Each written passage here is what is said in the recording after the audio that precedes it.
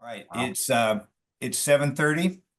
I'd like to convene the Board of Public Works for the town of Dartmouth, our meeting of December 19th, 2024. This is a virtual meeting. It's being recorded. It's available through the town's communications group. Our roll call this morning. Commissioner LaBelle, Here, Commissioner Almy is here, myself as the chair. We have a three-person board and therefore two of us are a quorum. Our third commissioner has experienced a death in the family and will not join us. So our first order of business is to approve and accept warrants. Do I have a motion?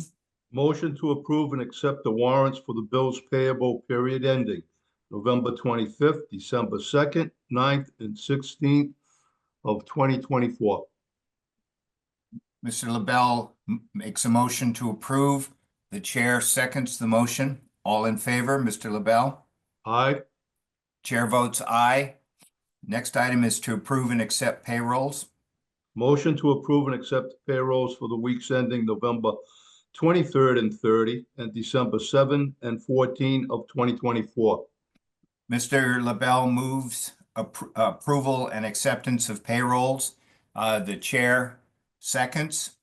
All in favor, Mr. LaBelle? Aye, Mr. LaBelle votes aye. The chair votes aye. The item is approved. We'll move down to old business A, Weston Sampson Rate and Efficiency Study. Tim, you want to introduce that? Yes, so we've been working with Ben Rollins and Stephanie Collins from Weston and Sampson, as well as Matt Abrahams from the Abrahams Group, working on our rate and efficiency study. Last board meeting, they presented on findings for their personnel interviews, and they've submitted a draft report for our review on that side of the study. And they continue to work on the operational end of the study. Today, we'll be presenting once more on the solid waste and recycling rates, where we feel we have a pretty good two options to suggest to the board, and we should be able to come to an agreement on an option to move forward for FY26. Just a little history, Dartmouth has not increased our SMART program fees in at least 9 years. The initial program was brought online in 2009, and the fee was $90 per year in 2009. But in 2010, it was reduced to $80 per year because of the large amount of revenue that came into at the beginning of the program. 9 years later, that program fee was increased to $90 annually for any participants in the program, and it's been the same until today. While we continue to experience increasing disposal costs and equipment costs, fuel costs, we're trying to keep these costs as low as we can to the residents. And my intention is to try to keep the bag fees as reasonable as we can, because I think that's where we get most of our complaints is, why do you have those orange bags? They're expensive. And so the reason is to create the incentive to recycle. And since we've implemented this program in 2009, we continue to maintain a 40% reduction in solid waste tonnage that we brought to Crapo Hill. So it continues to be a successful program. Ben, Stephanie, and Matt, the floor is yours. Thank you, Tim. Thank you, board. I'm also hoping I can share my screen, but it says host is disabled. So if I'd be able to share my screen, that'd be great. Should be all set. Thank you very much.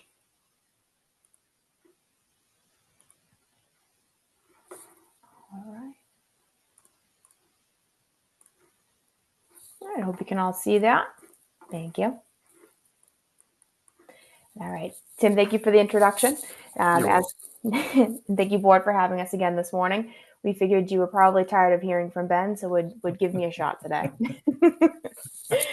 So as Tim alluded to, this is phase 2 of our phase 2 project. We introduced it last meeting. This covers an evaluation of all DPW subdivisions except for water and sewer. And this discussion is going to focus on solid waste rate changes.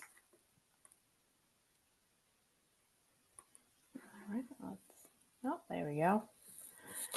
Like sewer and water, this is enterprise funded, solid waste is. So costs are financed and recovered mainly through user charges. So we need charges sufficient to fund operations and to keep that retained earnings at about 15%. As Tim just mentioned, there really haven't been any recent changes to any of the rates, except for transfer station charges for bulky waste about 2 years ago. But again, it's been such a long time. Costs for disposal have increased rapidly, and the rates have not followed that trend. The town currently is paying about $150,000 a year to the New Bedford landfill. And as we know, landfill space is diminishing rapidly everywhere. And whether or not they open up another cell, it will be exhausted at some point. Expenses could very greatly skyrocket. Currently, there is no debt. Solid waste typically hasn't funded through debt, so there's no debt we need to handle. And their capital plan has been funded through retained earnings. And I will pass this over to Matt. Okay, good morning, everyone. Matt Abrahams from the Abrahams Group. This slide focuses on recent financial results for the Solid Waste Enterprise Fund. The left-hand graph shows actual results from the last 4 completed fiscal years, as well as a projection for the current fiscal year of FY25. This graph is showing that the fund has ended in surplus in each of the last 4 years and projects to also end in surplus for FY25 based on the projections that we've put together for the town. If there was a deficit either in actuals or as projected, we would see a bar graph going down. So this means that all positive results recently, including the current fiscal year's projection. On the right-hand side is retained earnings certifications. Again, for the most recently completed 4 fiscal years, as well as a projection for the current fiscal year of FY25. The red is the target. That's 15% of fund expenses. And you can see that actual retained earnings, actual certified retained earnings has trended well above the target in the recent past, but has now started to trend downward. Next slide, please. This is the baseline do nothing scenario, which basically means total status quo, including no additional funding from the capital plan. We do have other expenses going up by inflationary factors, but nothing in terms of capital. And it also means that the revenues are not changing. Now, this is not a likely scenario that this ends up happening, but we wanted to show the town and this board what we thought it would look like if there's no rate action in the near future. And you can see that the blue, which is the projected retained earnings amount, trends below the target fairly quickly, somewhere in the FY28, FY29 timeframe with no rate action. And again, this also means no capital work. Next slide. So we have 2 options for your consideration today. As Tim mentioned, or somebody mentioned, might have been Tim. Yeah, it was Tim. So we have 2 options for your consideration today. One is focused solely on the trash fee, changing the trash fee only, not changing the bag fees. And this is the option for you. So we have the options that we're presenting does assume that all capital in the 10-year plan that we have is funded. So what are the rates that we think would be needed in order to make sure that all the expenses are covered, and also make sure that all the capital expenses are covered as well, and also making sure that the target of 15% of retained earnings is covered as well. So under this scenario, this option, we have trash fees increasing by $30 per account, in the next fiscal year, which is FY '26. And then we have an increase happening every other year. For the next one would be $40 in FY '28, then $40 in FY '30, then $20, and then $20. So that would mean an increase from the current charge of $90 to $120 annually, and then an additional $40 tacked onto that 2 years later. But again, no impact on the bag fees. Option 2 considers changing both, and if a bag fee is approved in the near future, then that means that the trash fee impact is not as great. You may recall on the prior slide that we were looking at $30 and $40 trash fee increments. Now this slide is showing trash fee increments less than that of $20 every other year, and then after a third year going outward in the 10-year look. And it also means this option is a small increase to both the small and the large bags of $1 per group of bags, and $2 per group of large bags. And that's again an every other year thing until you get outward, and then it's every third year. Each of these options do allow retained earnings to maintain at or above the 15%. That is the target, and you can see that in the graphs that are presented here. So in summary on these two options, really what the interest is of the board. Is the interest to solely focus on the trash fee? Is the interest to focus on both the trash fee and the bags? If it's just the trash fee, then option 1 might be more appealing. If it's the trash fee and the bags together, then option 2 might be more appealing. And here's a high-level summary for both options, focused again on the impact to what we'll call the average user. Option 1, just the trash fee increasing. As we talked about a few slides ago, $30 in the first year, $40 2 years later, $40 after that. That represents an increase of $110 annually over the 5-year look that we're looking at. So again, from 90 to 200 is a 110 increment over those 5 years. Or option 2, again, the trash fees wouldn't increment quite as quickly, $20 every time it changes, with the bag fees changing $1 per 5 for small, $2 per large. In FY '27 would be the first time, and then again in FY '29.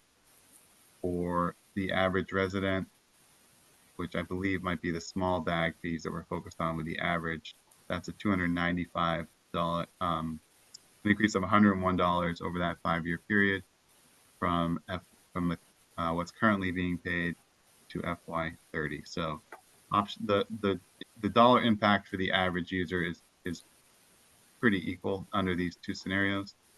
$304 over 5 years for option 1, $294 for option 2.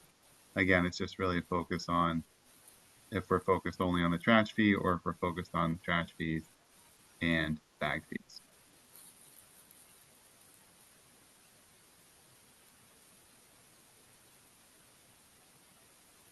So next steps to wrap things up for our presentation this morning. Proposed rates to the select board in January, assuming that there is an option that is of interest to this board. And the new rates hopefully would go into effect in time for the next fiscal year, FY '26. And we plan on completing our analysis on the efficiency study and having that available for you in the near future.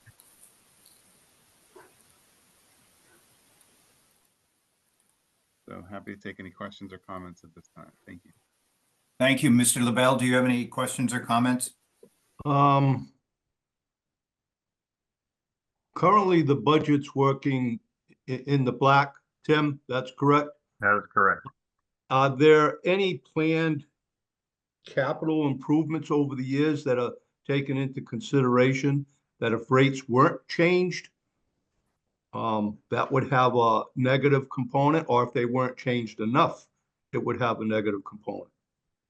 So one of the first graphs that Matt showed was no capital improvements being done, being funded, and just remaining as status quo and not increasing either the annual fee or the bag fee, and the graph trending downward by, I think it was 28, 29, FY 28, FY 29, below the 15% retained earnings.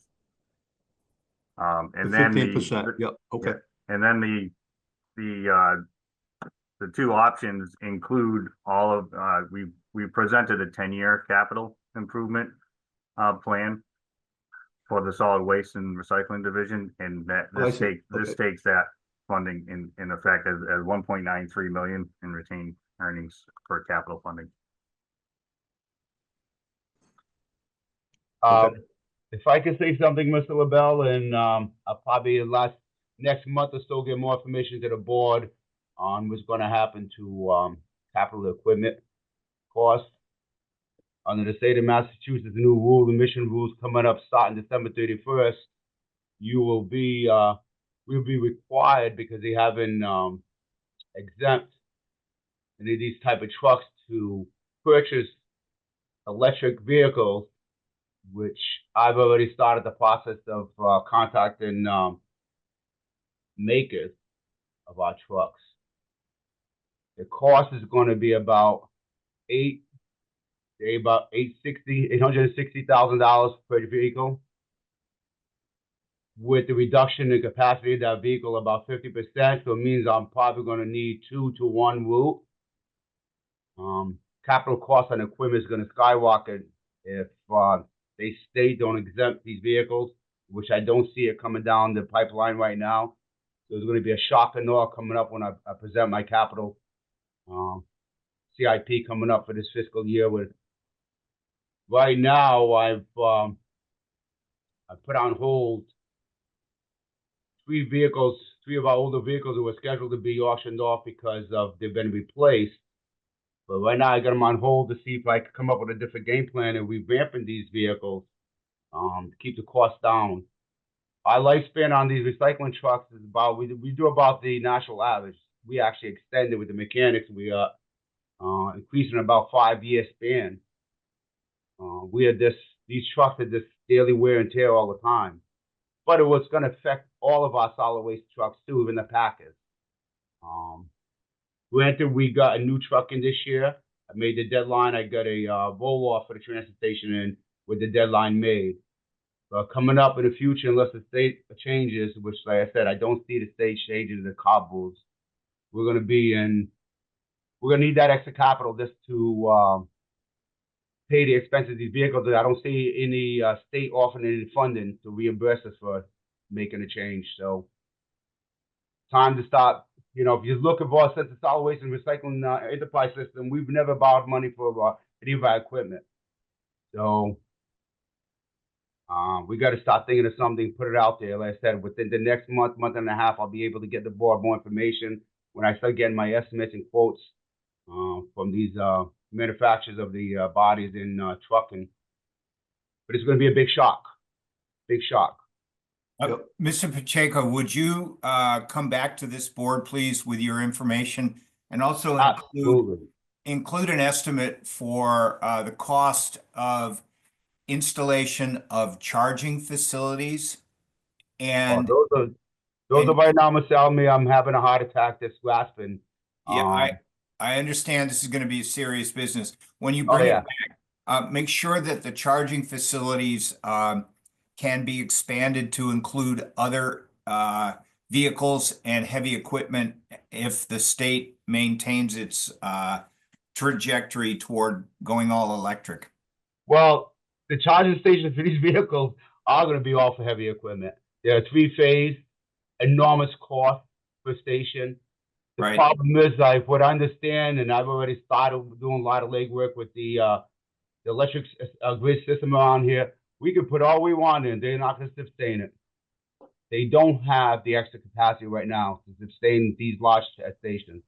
Yeah, and because we are likely to run into various feasibility questions, whether it's economic feasibility, that is cost to us, or technical feasibility, the ability of the grid to maintain, the information is going to be useful as we fall into negotiations with the state about how much, how fast. So Yeah. if you can put that together for us, I think it'd be smart for the town to start talking to the state sooner rather than later, for a number of reasons.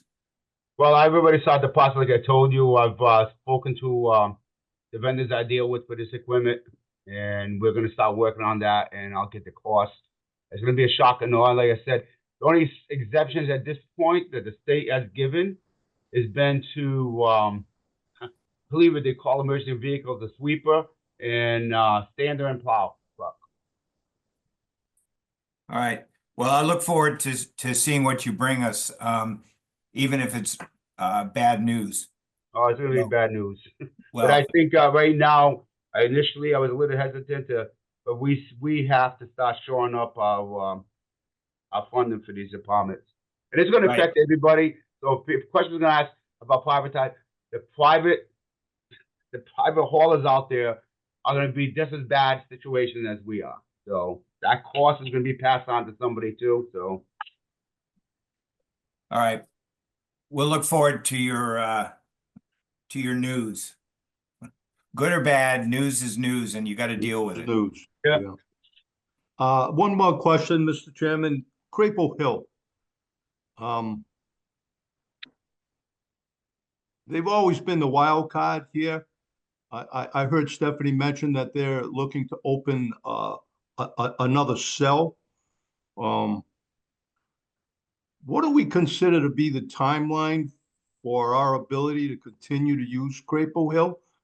And if that ended sooner than later, what would that mean to us in a budget sense? Where would we bring solid waste? What would it cost? I know I'm thinking maybe a little bit out there, but I sort of lost track with Crapo Hill, and I'm unclear of what their timeline is to be at capacity. Currently, we meet with the district about at least once a month, and currently they're looking at about 5 to 7 years on our existing permit, and then the additional cell was originally programmed as part of their site, so they're looking to hopefully get that permitted, and that will add another 5 to 7 years to the capacity of the So you're saying landfill. 10 to 14? So 10 to 14, yes. Okay. All right. And then when you're talking about cost increase, if they don't get the permitting to open a new cell, or we get to that, say we hit 10 years and they reach capacity with the new cell, at that point, the cost is going to increase rapidly as well. It's going to be a shocking cost to, whatever is done to dispose of trash, whether we're using freight trains or trucking or an incineration plant, if that's even allowed to be permitted, in Massachusetts. And the district is looking at all these options as well. And we continue to do our part. We now offer our food waste, and since its inception in July, we've already diverted 6.5 ton away from the landfill in food waste. So that's a successful program as well. Okay. All right. Any other questions, Mr. LaBelle? Thank you, Mr. Chairman. Any questions from members of the public? Hearing none. Tim, how does this relate to our item under new business, transfer station fee increases? It's directly relative. So, any increases in our transfer station fees also impacts the revenues of the of the solid waste and recycling division. All right, so we'll discuss those when that agenda item comes up. Absolutely. All right, So, excuse me, one more quick question. The solid waste is, no general funds are used in solid waste? Nope. It's a complete enterprise account? Complete enterprise. That's what I thought. I just wanted to make sure. Thank you. You're welcome.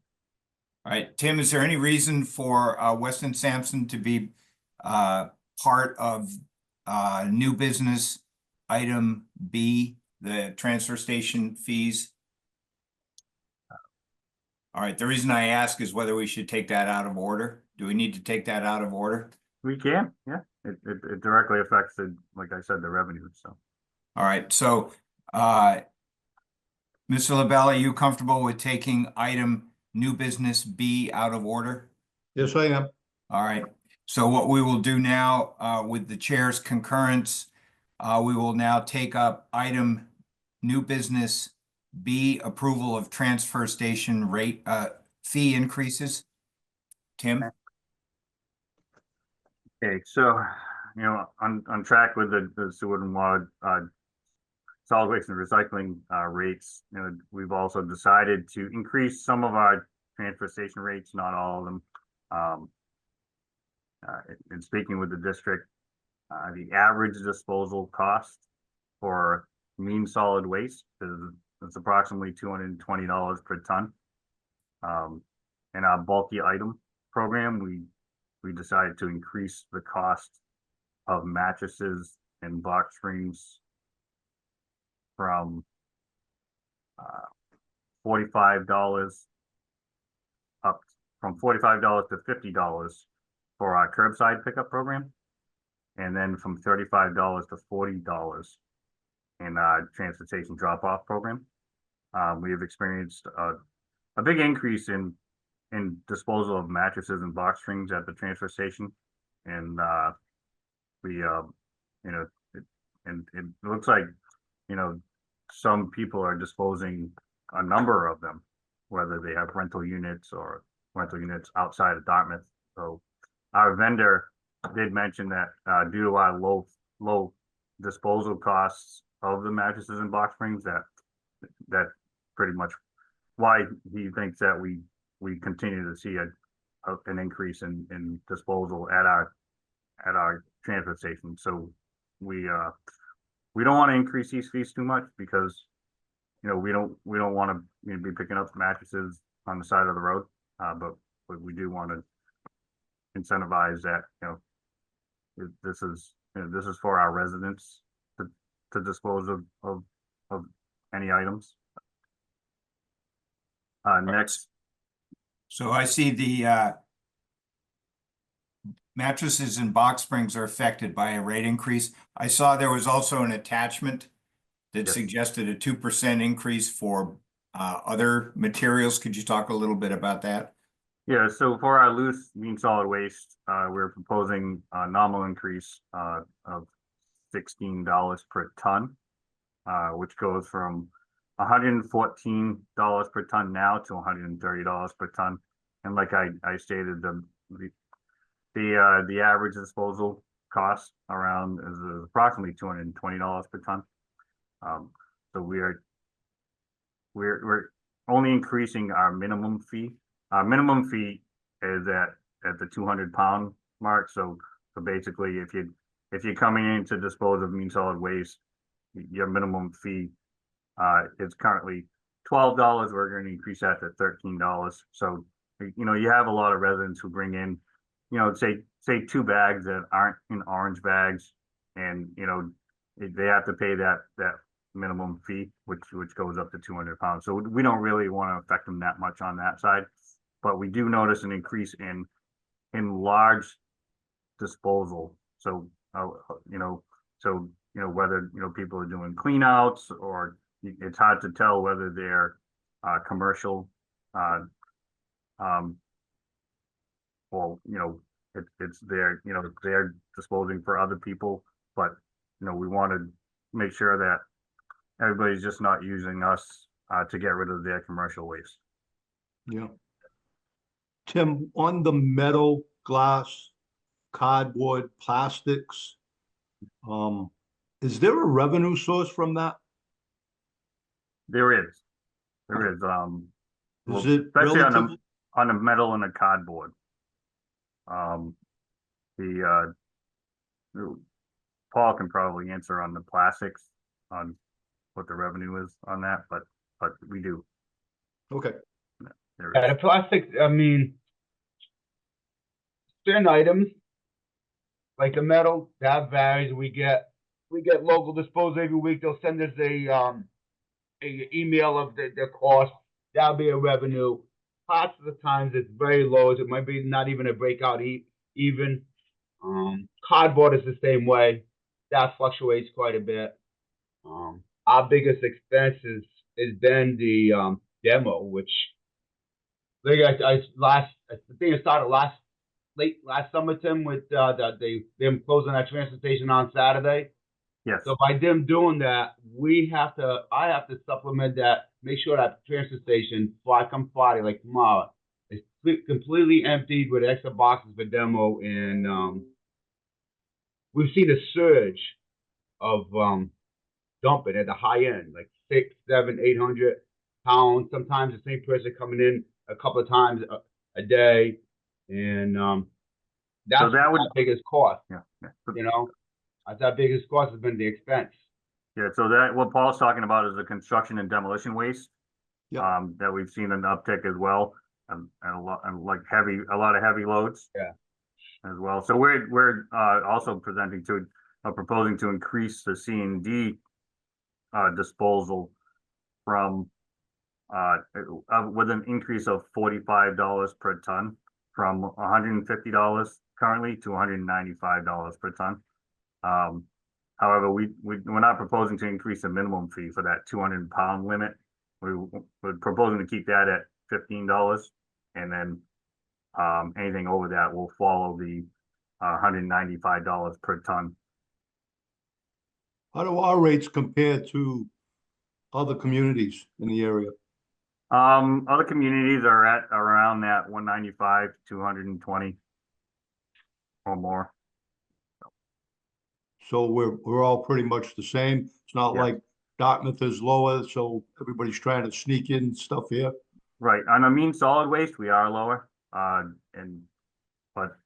on the C&D, we've always been lower as well, so we think that's, that's why we see an uptick of heavy loads coming into Dartmouth, so we want to bring that up to kind of to meet the other surrounding communities. Yeah, Right. without finding it on the side of the road all the time. Correct. Any other questions? Are there any questions or comments from the Weston Sampson Abrams team? All right, so I anticipate that this what amounts to a mid-year adjustment, is that right, Tim? Yes, Will help the trajectory of our revenue stream somewhat compared to the graphs that were shown earlier. Is that correct?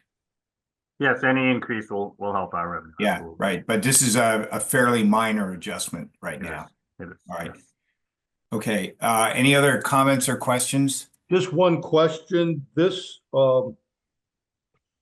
approval of transfer station fee increases, Yes. is this our approval or does this go to select board?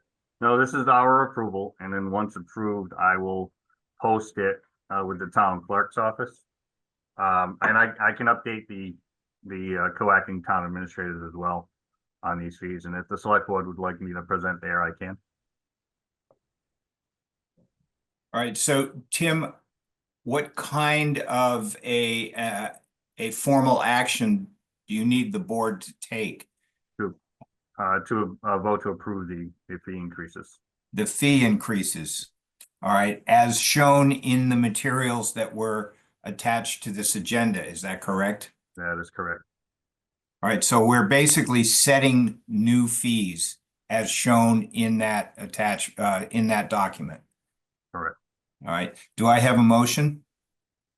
Motion to approve the new transfer station fee increases as shown in the documents presented. And to be effective January 1st, 2025. To be effective January 1st, 2025. All right, I have a motion from Mr. LaBelle. The chair seconds the motion. Mr. LaBelle, how do you vote? Aye. The chair votes aye. The transfer fees then are modified to be effective on January 1st, 2025. All right, Tim, anything else on this? Yes, back to the solid waste and recycling rates. We had two options. We had the only annual fee increase, or versus the lower annual fee increase with a combined bag increase alternating years. Any opinions on those two? I have a question on that, Tim. How does commercial waste disposal fit into this? It doesn't. We don't pick up curbside commercial waste disposal. All right, so all of the blue bins and all of the roll-offs are done commercially, is that right? Pretty much. What do you mean the blue bins? The bins you see behind various commercial enterprises. Yes. So any private commercial enterprises, yeah, yep, they're disposed of by private haulers. And we also have a private hauler that disposes of any of the town municipal buildings, like at the schools, at town hall, but that all gets billed in April to all the entities in town. So I don't mean to be argumentative about this, but I want to be clear. The 8% of the waste stream that Dartmouth send or of the Crapo Hill landfill waste stream that's attributable to Dartmouth is a residential waste stream. Is that correct? That is correct. And so whatever the commercial waste stream is not counted toward the town's waste stream. Is that right? That is correct. All right. So then my question is, what efforts are made with commercial enterprises to recycle or otherwise reduce their trash flow to the landfill? Typically they don't allow private haulers anymore at the landfill. So then how, if I'm a supermarket and I have a waste stream that includes food waste and cardboard and just miscellaneous trash, who hauls that and how is that otherwise handled? Do you know generally? I know they have to contract with their own private haulers and they dispose of it at their specific locations that they have contracted with. You know, All right. in the Do past. they contract with the regional landfill, or where would that trash go? I'm not sure, but I can follow up on that. Yeah, I'd be interested. I know because Crapo Hill the district did cut out the private haulers. They then noticed that they wouldn't have enough revenue to meet their budget demands, so they entered into a contract with the city of Fall River with a max disposal capacity that they can dump to meet those revenue requirements. I'm not sure exactly what the percentage is that Fall River dumps now, but it's not all of their waste. All right. Well, if you could get back, I'm just curious about the commercial waste stream. Yep. All right. Any other discussion on new business B? If not, we'll go back to the old business, which is an update on the Crossroads improvement from DPH. Thank you very much. Weston, Yeah. Sampson, and Abrams team, you guys have done good work for us. I appreciate it. Does the board have an opinion on either of the rate changes? Oh, when do we need to make that decision? Is that for next fiscal year? It will be for FY 26. Yes. And normally, when do we set rates? Any time between probably January and June. You know, we want to make sure that it's ready, it's posted to go into effect for July 1st. And we would like the opportunity to present to the select board as well. All right, Mr. LaBelle, do you have a preference on this? I would like to just kind of mull this over, maybe to the next meeting, if that's Absolutely, appropriate. it is. Yeah, I think that's appropriate. I'd like to think about it a little further. My intuition is to spread these costs between the trash fees and the bags. That's my intuition, but I'd like to think about that for a while. And I'd also like to confirm that the effect on the typical residential payer is similar long term. Tim, if you could confirm that for us, I think that makes a difference. It's it basically when you bring the bags into it depends on how many bags per week that somebody is disposing. Sure, where the sure. average is 1 or 2 small bags a week. I think 2 small bags a week. You know, I do drive by and I'll see 6 or 7 bags out on the curb at different locations. So some people have to dispose of more than others, so that will increase that annual cost. Right, I understand that, but on the But other, the average, from the other perspective, the idea of selling, if you will, by the bag is a way to reduce or at least force people to think about how much trash they're throwing away. exactly. There's a lot of waste. Yeah, and encourage them to reduce. All right, so Absolutely. I we'll bring agree. this back. Mr. LaBelle, do you think we need another presentation, or do you think Mr. Barber could give us just kind of the short version? And No, I'm comfortable with Tim presenting this. I mean, I think we get I get a good understanding of it. I just want to look at it a little bit more in depth and ask some questions if I need to. all I'm right, fine with it being presented by Tim. okay, and Excellent. that's nothing nothing against the team that put this presentation together. So anyway, thank you for your time. All right, anything Thank else, you. Tim? Nope. No, All I'm right, good so with that.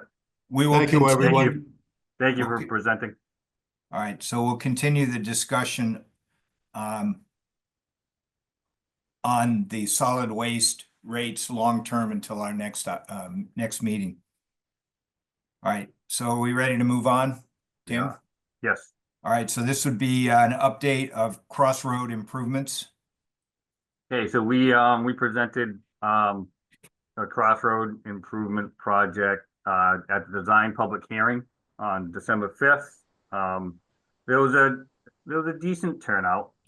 It wasn't as big, large as I expected, but we had some residents. We had some I guess officials who this directly affects, like the fire chief, with the fire district 3 station is right on Crossroad, as well as there's a school. So that the assistant superintendent of schools was there, expressing any concerns with access, and there were some concerns with and questions by the residents on the size and the location of a shared use path where the state likes to see a 10-foot wide shared use path, and it was placed on the northwest side of Crossroad to be in line with the schools and shopping areas. So there will be some need for temporary and permanent easements to construct that shade use path. So we're gonna go back and work with VHB and Mass DOT to address these comments and come out with the best possible proposed plan to move forward. What are we looking at for a schedule, Tim, on, So that's currently programmed for FY 29 tip. With an estimated value of 7 million. So we think because we phased this project along Crossroad, we're hopeful that we can fast track this design and have it shovel ready well before the program date. And a lot of times you have larger projects that split years or get pushed back a year, and it opens up some funding in a scheduled year. So I did express that both the Mass DOT, and we also presented this again to the JTPG, and I expressed that as well to them. yeah. Now, this addresses that whole flooding issue? It does. It includes the a drainage infrastructure upgrade to take care of that. And in the interim, we're working with our consultant with VHB, who's completed all the survey, and so they're sending us the CAD drawings and the survey, so we can look at an interim stormwater, so we can mitigate some of the drainage issue. We Yeah, that wouldn't was my install next it all, but question. yeah. If there was anything you could do in the interim, yeah. Yeah, that's what we're working on. Hopefully we can get something installed maybe in the spring to alleviate some of that flooding. Yeah, I wanted to sit in on that, but I just couldn't make it. It is up on their website, and Okay, and our DCTV recorded it as well to play at a oh, great, future date. okay. All right, any other Thank questions? you, Mr. Chairman. Any other questions? Tim, anything else for us? No, not on that currently. What is the next public facing event that might be expected? Are there any more discussions, workshops, neighborhood meetings? So I think it would be a good idea once we update our design and feel that we have a good design to propose. I think even if it doesn't go through Mass DOT, if we have our own public informational meeting on the project to update the residents and anybody that would like to look at the project and comment on it locally. Okay, I think that would be appropriate.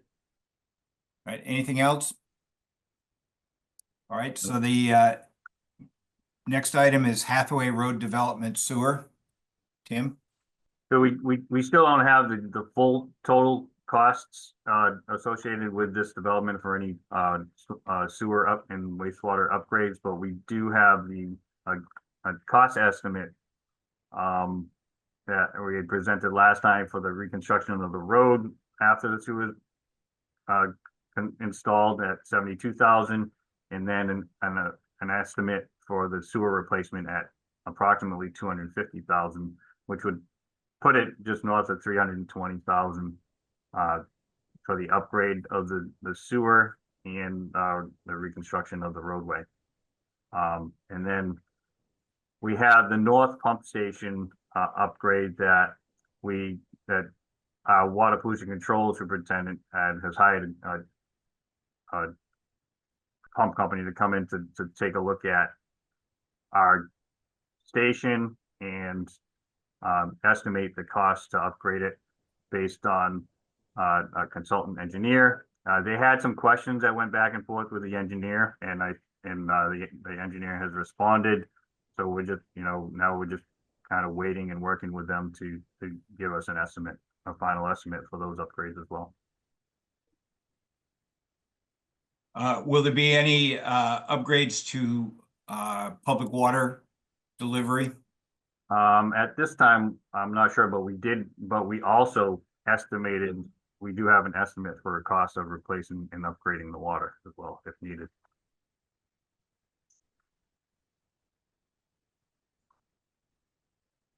All right, What is the size of this development, Tim?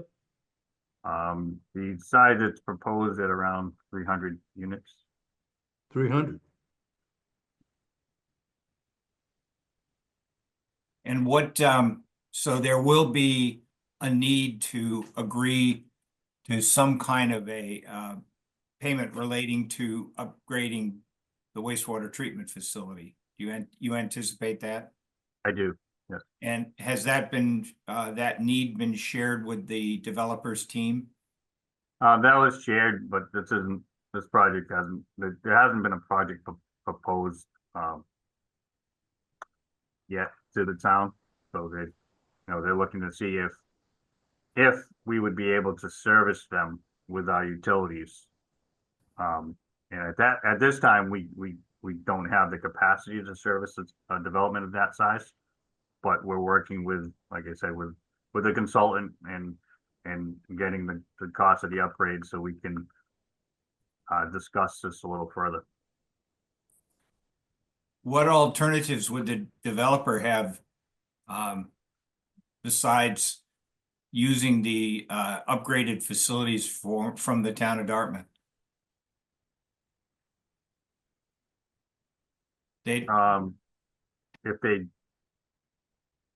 other than using the upgraded facilities, yeah, other than using our upgraded facilities, they don't, I mean, if they're going to build a development of that size, do Yeah. they have to work with the town of Dartmouth to upgrade the facilities? well, that'll be in the discussions. You know, I don't think a facility of that size would they be able to install their own private system. Right.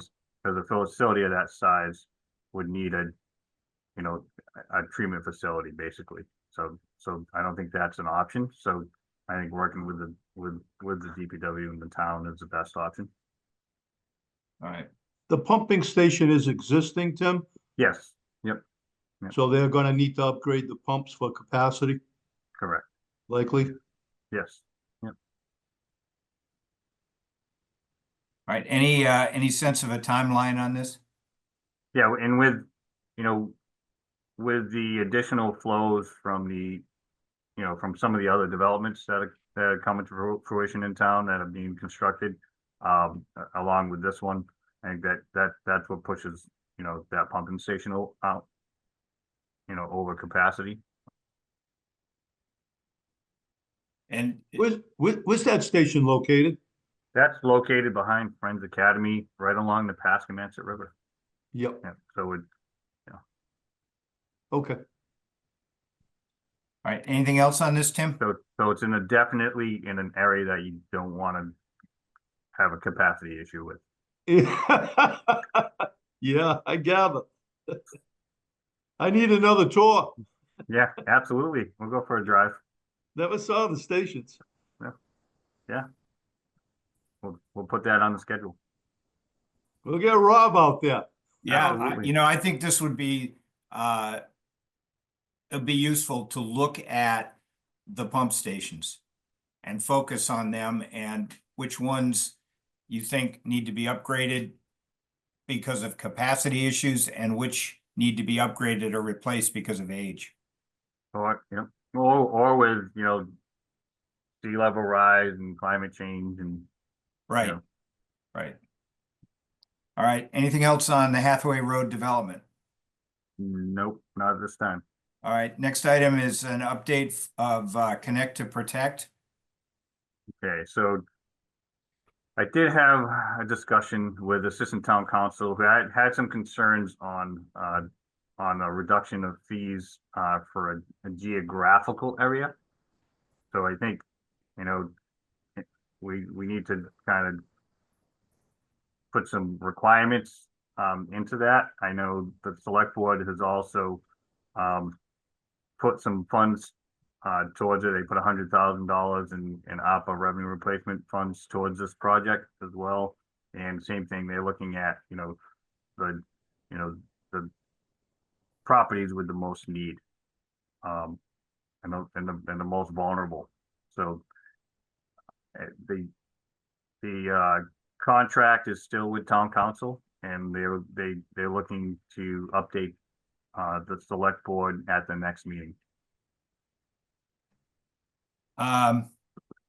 Anything else? Ron, any questions? No, thank you, sir. All right, I want to go on the record. I'm pretty disappointed with the amount of time it's taken to review and get back to the Buzzards Bay Coalition regarding the agreement, the MOU. I think it would be worthwhile, Tim, to put this on our next agenda. And I would like to have this board consider making some findings in support of this project. And as a way to encourage the select board and the town council to get to an approval. This was before us in August, and we thought it was a great idea then, and it's still a great idea. And I'd like to do everything we can to encourage some progress on it.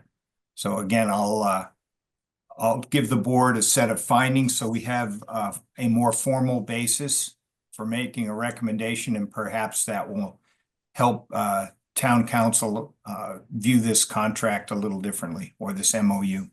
Absolutely. All right, anything else on this? No, I'll Oh. follow up with them as well, and I'll keep this on the agenda for next meeting as well. All right, so Tim, I'll give you some ideas for findings. So the delay on this, Mr. Chairman, is the town? Town council. Well, I think originally it wasn't. We thought it was delivered to town council, and it wasn't. And so when we reached out, and Rob reached out to one of the co-acting town administrator, they reached out to town council, and they got it to them, but it was about a month later. Yeah, well, at this point, I don't know that there's any value in pointing fingers, but No, no. what I'm hearing about town council's comments are what is bothering me at this point. All right, And I'll be in future discussions with town council as well on those. okay. All right, next item is an update for the comprehensive wastewater management plan. All right. The chairman, you asked that this be on the agenda. Just a little history on this. You know, we worked with SERPED and asked them to present on future population projections, and then discussing, you know, future goals, including possible sewer, sewer extensions or collection system extension, you know, beyond our master plan, to improve water quality, you know, assess, address nutrient loading, offer more connections, as well as work with, I know the town's working on creating a zone subject to housing. So additional housing, and where would those areas likely be? And we don't have that information yet, but we are moving forward with creating a request for proposals for our CWMP. Sandy has been working on that RFP, and I have the draft for review on my desk at the moment. So once I review that, and if I have any comments, we'll go over that, and then I can submit it to the board for a review as well. All right, I encourage that the board to move on this. Tim, I'd like to see this on our January agenda. Absolutely. I will keep this on our agenda. I'm feeling the drumbeat of development, and the wastewater treatment facility and its collection system need to be able to handle whatever the future brings us. So, all right, so we'll look for something on our January agenda. Yeah. All right. Anything else? Mr. LaBelle, any questions? No, thank you, Mr. Chairman. All right, moving on to new business. USGS agreement. Tim? So, this is our annual agreement with USGS to monitor the water levels in the Pascagoula River, between May and September, while we're pumping, and it's a more of a peak pumping period, for water. And, you know, when the water levels do fall below a certain elevation, then we have to shut down some of our wells. So, the USGS continues to monitor this, and their annual contract is $17,800. Right, so we're using the Pascagoula River basically as a valve. And when it gets to a certain level, we cut back or eliminate our pumping. Is that right? Yes, and All right, so I have a question. Has the USGS ever looked at evaluating base flow in the Pascagoula? In other words, what kind of reports have been done historically? Do you know? that I'm not sure, but I can definitely follow up with that. Yeah, if you could ask them what kind of records they have, how far back, and what are they? Are they seasonal only, or do they have year-round records? Right. I just Good as question. It might be seasonal only. I think they own it, but they may have a base off peak.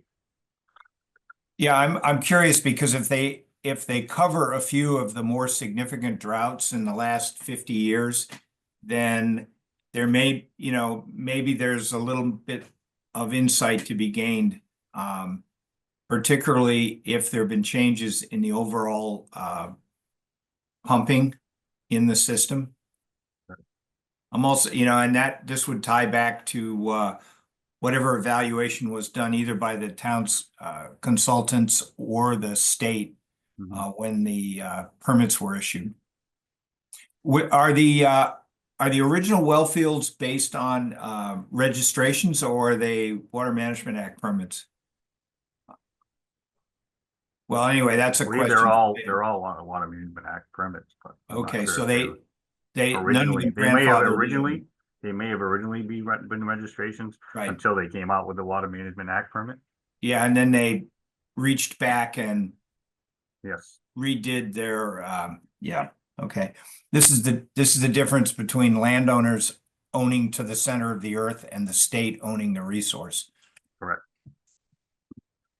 Okay. Thank you. We need approval of this agreement. Yes. Do I have a motion? Motion to approve the USGS agreement for $17,800.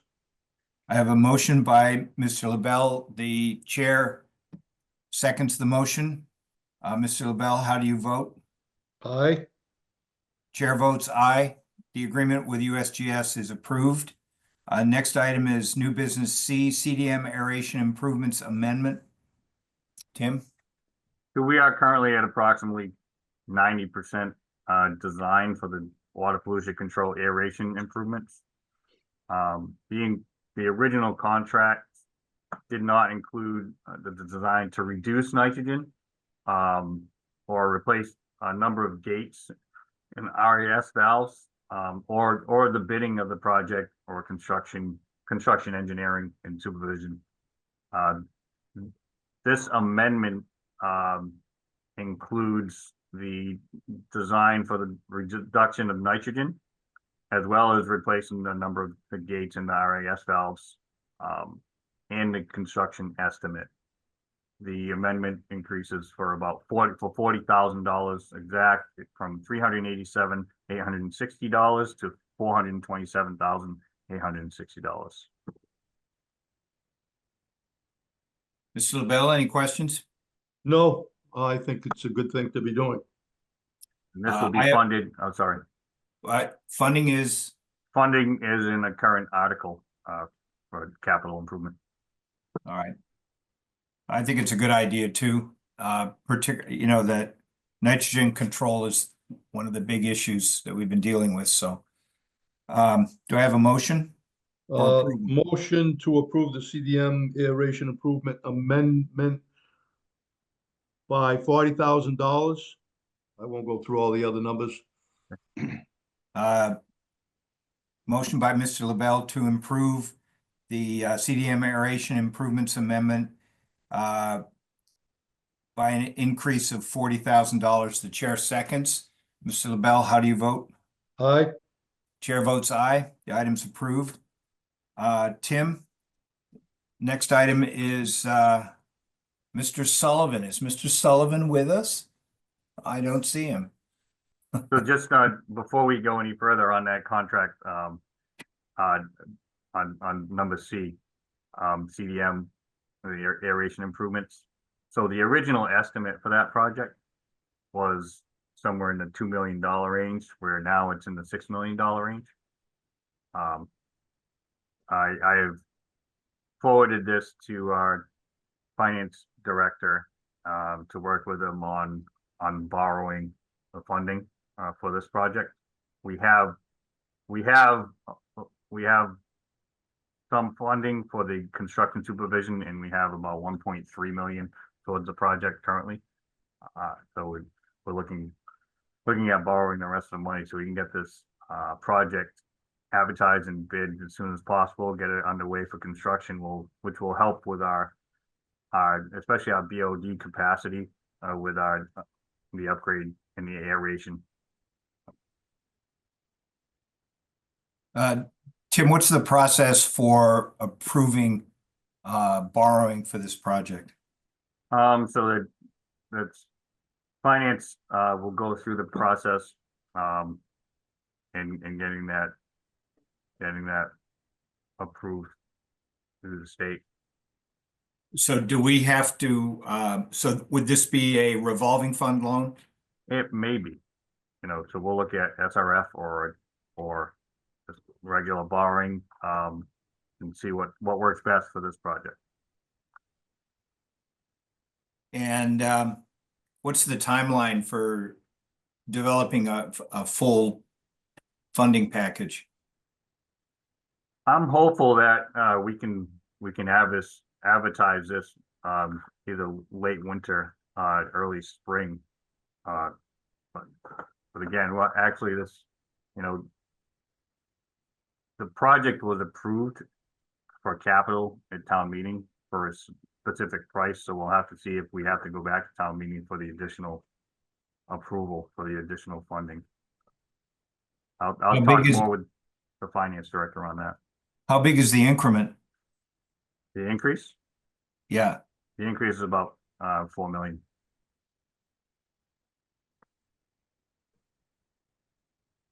All right. So if I may, maybe I'm a little confused here, but this increase we just approved of $40,000 is to finalize a design component. Correct. But the project has not, so the $6 million is to bid it and construct it. No, the $6 million is just for the construction. The bidding and construction engineering services. We also have an article for that, for Okay. funding of that. Okay, So all right, I guess I'm a little confused. yeah, so we have an article for design, and then we have an article for bidding and construction management. So, but the original contract didn't include the bidding and the construction management, so that's why we had gone to town meeting for an additional article. So we have multiple, and then we have an article for construction that was pre-COVID, and and the prices have doubled and tripled since then. So, So where are we in this project beginning?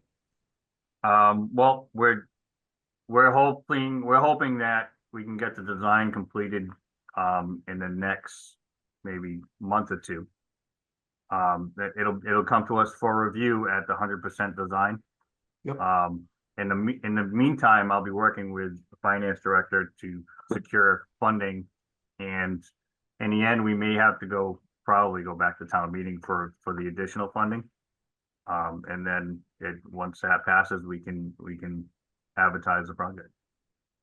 I was hoping to advertise it more late winter, early spring, but it doesn't look like we'll get there, but probably.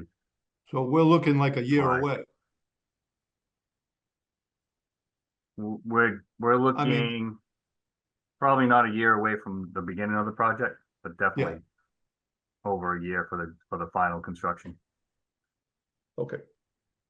All right, I've got a couple of questions that I don't think we need to answer today, Tim, but I'd like to have you look into them, and as we go through the project, report back to us.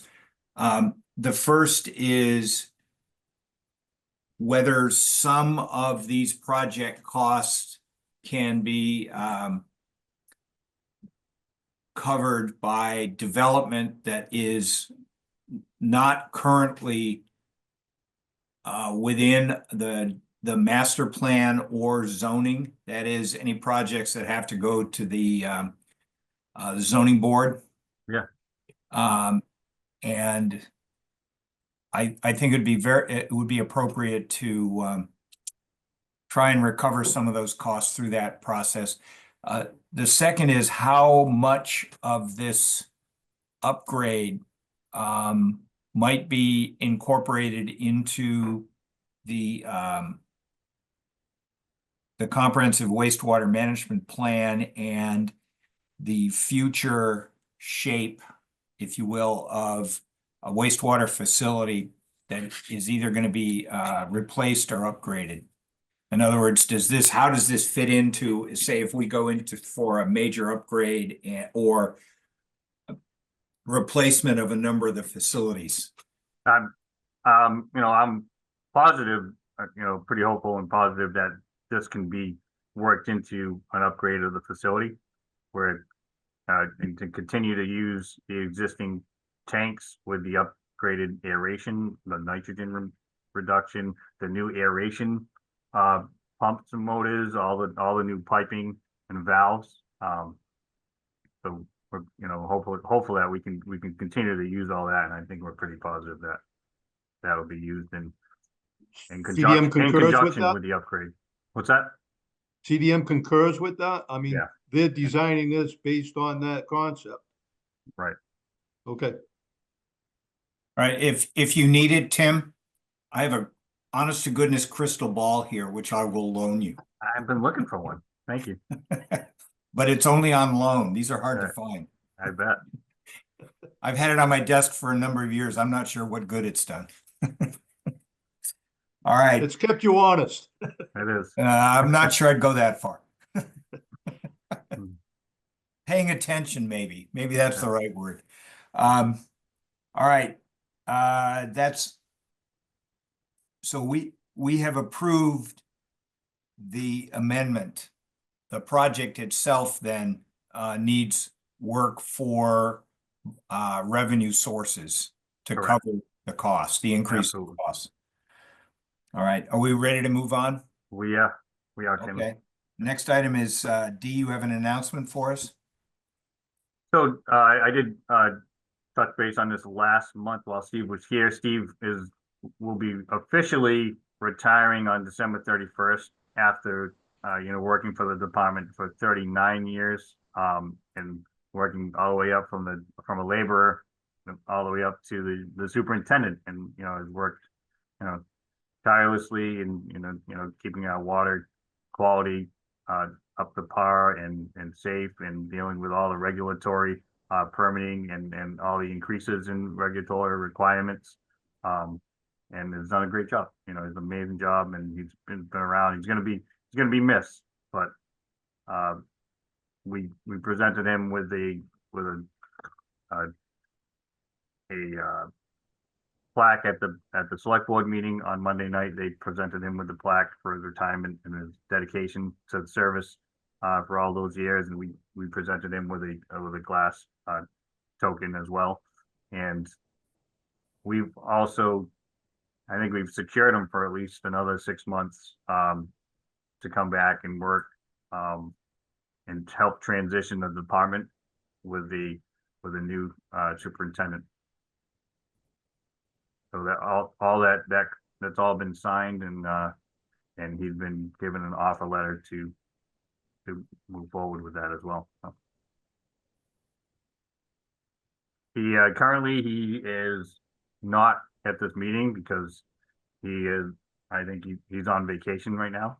So he will be back in action We're planning on January 6th.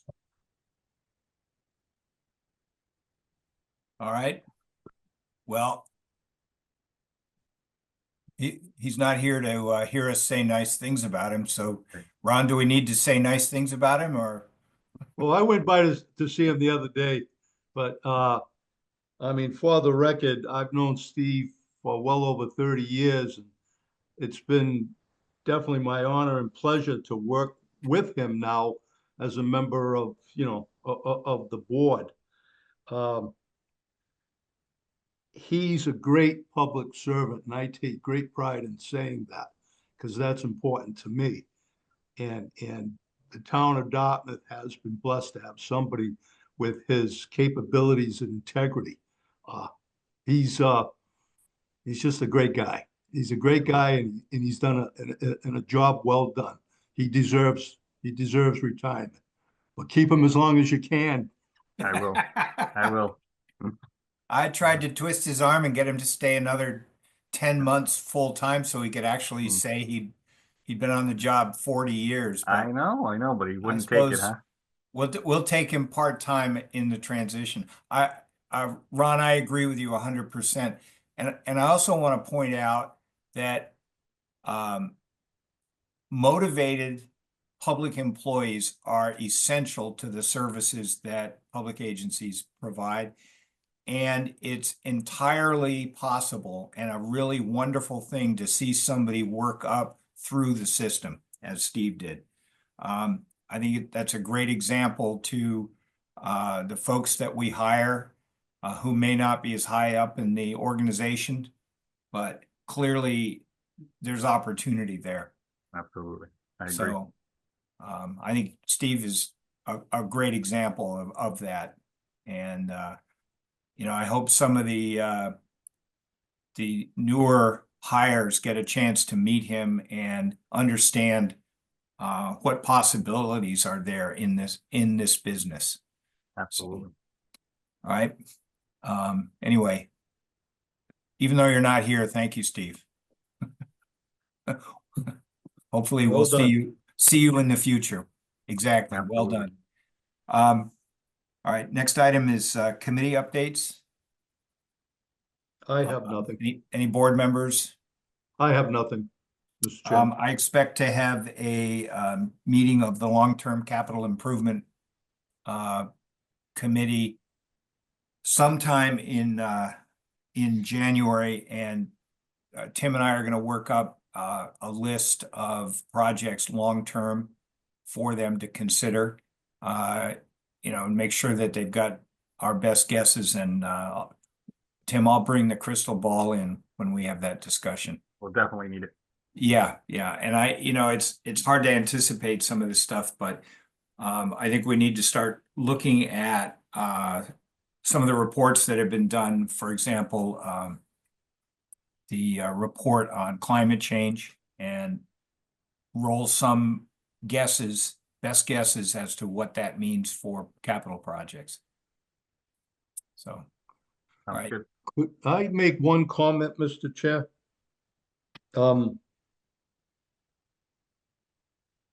Has there been any more thought from our board and to bring this to the select board? Increasing the membership of the board from 3 to 5? That issue's been raised, and I think that the town has I don't know if it's a standing committee, but a committee for changes to the charter. It would require a charter change, but I think that it's certainly something to consider. And Tim, could you find out the process for introducing a charter change for increasing the number of board members? Absolutely. And also, I believe that with Mr. Alves' notice to retire from this board, we also need to have a discussion of potential people who would take his place. And I realize those are different discussions, but I think they both need to happen, particularly discussion about a replacement.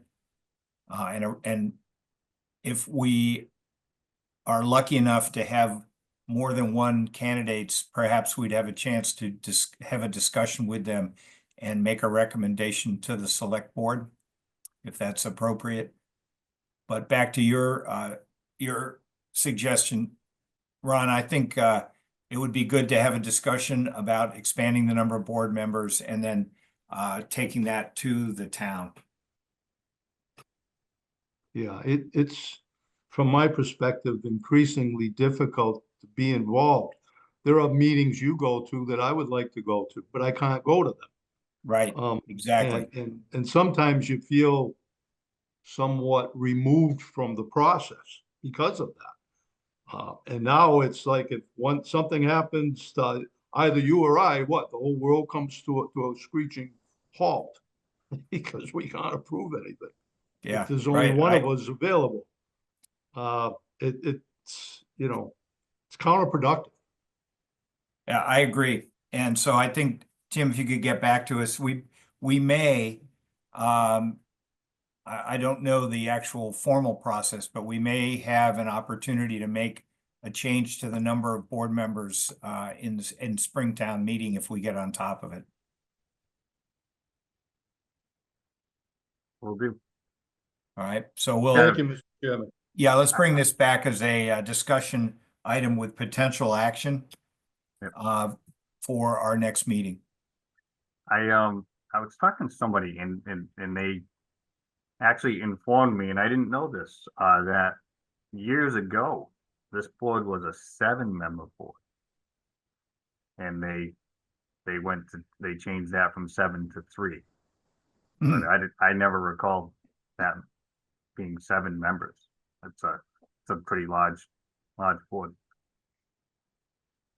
It is, remember that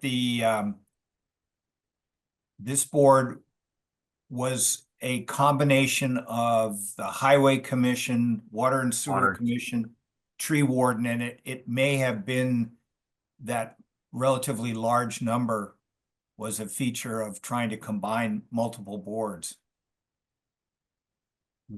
I don't want to think about the possible politics of a board that size. I think 5 is a much better number.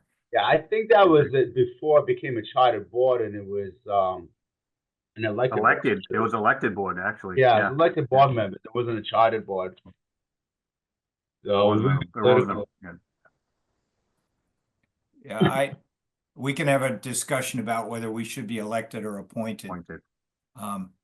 Years ago, I said that I would never stand for election for an elected position. This is as close as I want to be. I got elected once to a water board, and that was okay because there was nobody running against me. And at the time, the board was in chaos when I ran, and people either didn't like me and retired or were planning on resigning anyway. So I have so much I want to say right now, but I'll just leave it as no comment. Well, when we get to more on the board members, maybe you and I could sit down and talk about stuff for some of your comments. Yeah. You don't want to keep that stuff in too long. All right. Well, it's a holiday season. I need, if I don't laugh, I'll be in pain. So. Right, exactly. Tim, can you give us a director's update? Oh, I'm still on committee update, sorry. All right. So Pathways Committee, they came before the board last meeting, and requesting that we assist them with the installation of some of the heritage trail signs as well as the vulnerable road user signs. So we have received about 60 vulnerable road user signs, and then a number of the heritage signs that they had asked us to acquire. And we had the heritage trail signs made, and the vulnerable road user signs were a grant from the state. So I spoke with our highway department, and we're going to work on the locations so we can get these number of these signs installed.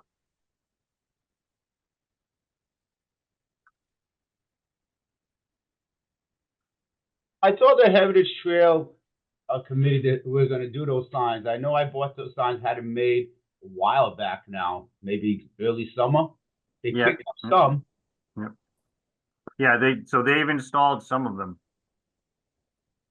But I think they had a member that resigned who was handling all that, so then they came to ask us if we could install them. Tim, what is the process for replacing signs that get badly weathered? It just, if it's brought to our attention, we'll address it. All right. Because as I'm driving around town, every once in a while, I'll notice a sign that is starting to look like me, old and beat up. Yeah. So, Years ago, we were trying to just work on a sign reflectivity program. mm, But just the work involved in the equipment, you know, we probably need another employee to handle that because of all the signs in town and to keep up on them and stuff. I will say, having driven in a lot of different places in this world, the signage in Dartmouth is really quite good. Yeah. Especially when you drive at night. Yeah. The reflectors on power poles and however they get on people's mailboxes and other fixed objects really do make a difference, as does the keeping up with painting center lines. Yeah, that's all a highway department, except for the mailboxes are private, so the private residents put their own reflectors on there, which help, definitely help. Yeah, I think it makes a difference. Especially with the amount of distracted drivers nowadays, you need to keep up on all these signs with the reflectivity. Yeah. And we had our sign guy, Ronnie Souza, who was our sign guy for years at the highway department. He retired this summer as well, and he always kept up with that really well. All right. Anything else, Tom? I'm sorry, Tim. So no more on committee updates. All right. Okay, director's okay. update. Basically along the lines with the Crossroad Improvement Project. We also have our Hawthorne Street improvement project from Slocum Road to the New Bedford city line and possibly into the city a little bit to connect walkways and complete the paving, so we don't have a joint right at the town line. It was presented to the Mass DOT project review committee and approved on December 12th to move forward. So now we'll request a project manager for this through Mass DOT for this project. And then we will be presenting this project on January 8th at the joint transportation group meeting as well. All right. And are you keeping the select board up to date on this? Not yet. This is just all kind of completed. So in my, when I update the select board on multiple projects, I will bring that in. Okay. Yeah, these are the kind of high visibility projects that are good to call out. Yeah. Particularly as they get close to construction. Yeah, so this is in early stages. And typically once we get to the 25% design, we hold a design public hearing, which gets presented to all the elected officials, the town and all the residents. All right, next item. Personnel, so we're working on still trying to hire HMEOs and SMEOs. I think we have 2 SMEOs that we may be interviewing in the near future. I think one reached out to Jen this week, so we might be online to hire another SMEO. We haven't had any HMEOs in a little bit, and I think we're still down about 5 HMEOs and a mechanic and 1 SMEO in highway. And I have a suspicion you'll be looking at hiring into your design group. Yes, so that position, our associate engineer position, has been posted. It was posted inside. We didn't have any applicants from inside, so it was just posted outside yesterday. And hopefully we'll get some good candidates for that and we can interview and get moving on that. He's slated to start as the planning director on January 6th, I believe, as well. So we lost somebody? Yes, yeah.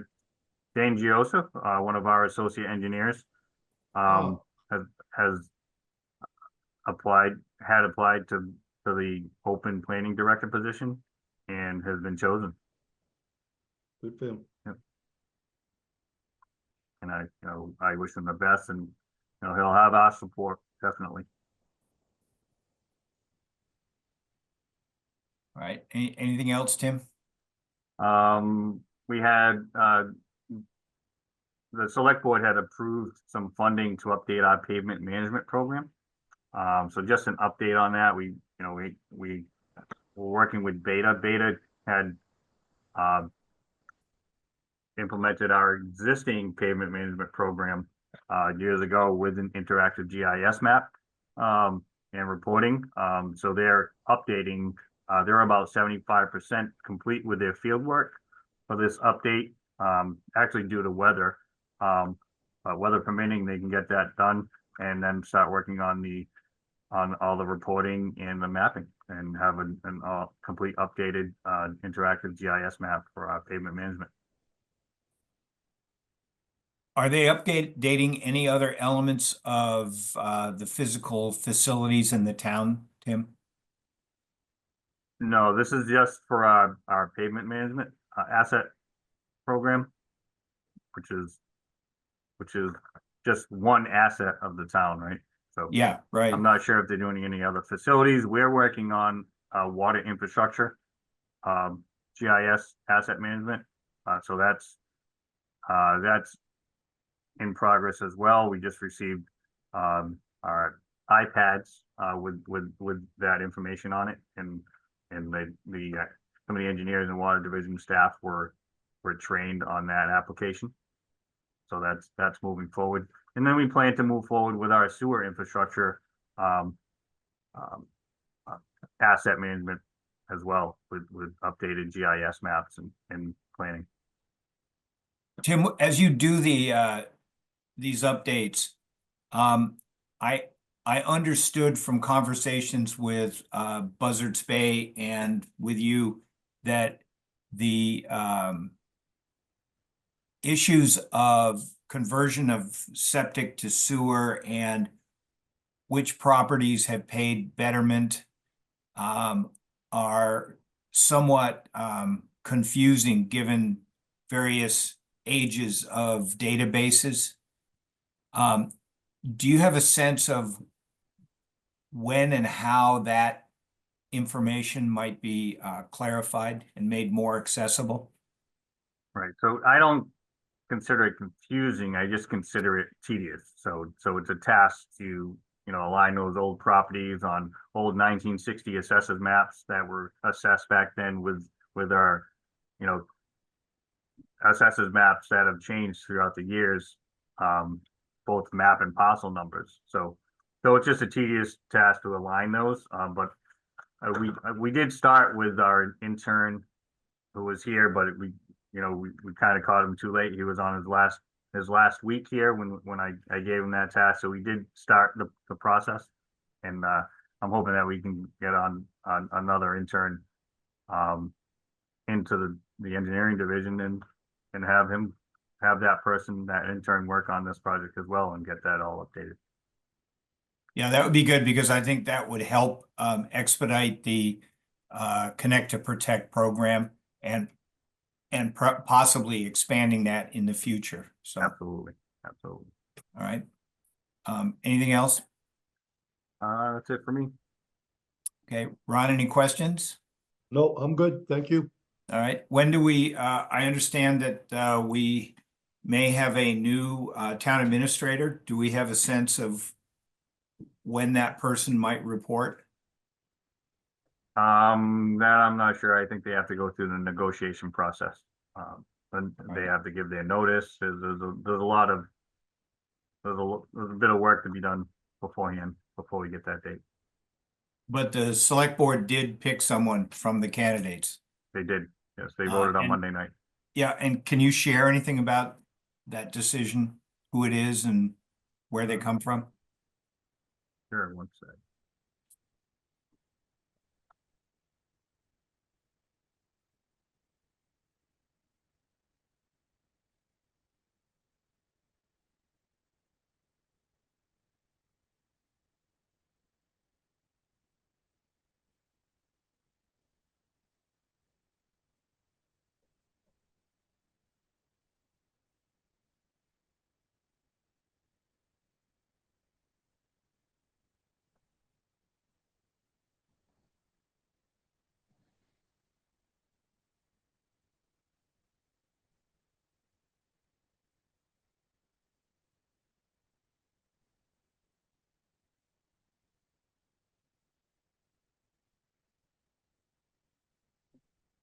Oh, there we go. All right, so it's Bridget Allman. They chose who currently works as the finance director for the city of Fall River. And in their decision, I think they look to hire somebody for a 3-year contract, but have a 1-year evaluation on their performance, and at that point decide if they'd like to continue with their contract at that point in time. All right. Ron, any questions about that? No, I'm glad to hear that the town's moving forward with this. Yeah, I think it's good that we have a town administrator. All right. When and if you know more information, could you let us know? Absolutely, I will Right. keep the board updated. Yeah, and also as the details of when she is going to start become a little more clear, perhaps you should explore whether and how the this board would introduce ourselves to her and talk a little bit about what her expectations are, and perhaps we could share where we as a board and Public Works in general could use a little bit of support. Absolutely. All right. We can invite her to a board meeting. Yeah, I think that would be That'd be great. appropriate. Yes. Yeah. All right. Ron, any questions or comments? No, thank you. I'm good. All right. Any other items, Tim? Not at this time. All right, I will entertain a motion to adjourn. Motion Alright. to adjourn. Mr. Excellent. LaBelle makes a motion to adjourn the meeting. The chair seconds the motion. Mr. LaBelle, how do you vote? Aye. The chair votes aye. The meeting is adjourned, but I want to first say I hope everyone has a good holiday, is able to be where they want with the people they want, and is happy and joyous. That's what it's all about this time of year. The whole family's coming home. Excellent. Have a Merry Excellent. Christmas, everybody. Happy Yeah, holidays, Merry Christmas, Ron. Take care. Take care. Thank you all. Bye, Thank you. everybody.